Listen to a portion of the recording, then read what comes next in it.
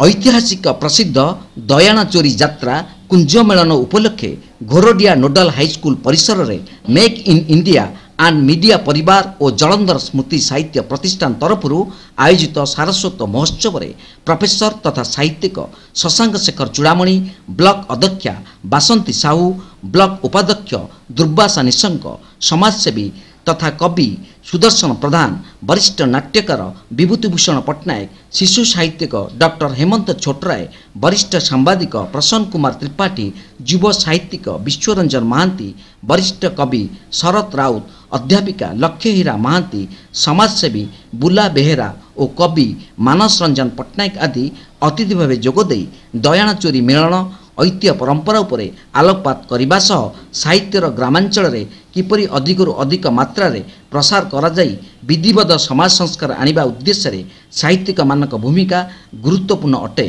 वक्तव्य रखिबा सह मातृभाषार प्रचार प्रसार रे वृत्ति हेबाकू आह्वान देइतिले।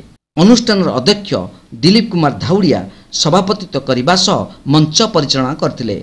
कविता संयोजना करथिले साहित्यिका सरोजिनी जेना और सारस्वत साधक रमेश स्वाई।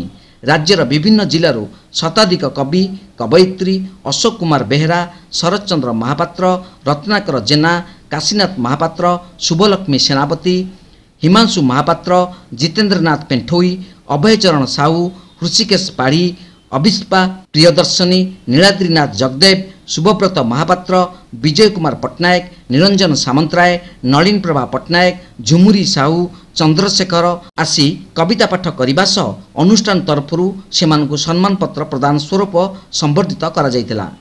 दयाना चोरी सम्मान रे सुदर्शन प्रधान, विश्वरंजन महांती, बुला बेहेरा, उमेश चंद्र दास, प्रसन्न त्रिपाठी, सुरभि द्विवेदी सह दिव्यांग दीप्तिरंजन परिड़ा को मानपत्र उपढोकन पुष्पगुच्छ दिया जाई संबर्धित करा जायतिला। ग्रामांचल कुनी कुनी कलाकार माने भजन ताले ताले नृत्य संगीत परिवेषण करथिले। प्रियदर्शिनी मल्लिक, गीताराणी रंजीत, दुर्गा प्रसाद साहू, बाबूराम दास, नीलांबर नायक, किशोर जेना प्रमुख सहयोग करथिबा बेले धन्यवाद देइतिले विद्यालय प्रधान शिक्षक उमेश चंद्र दास।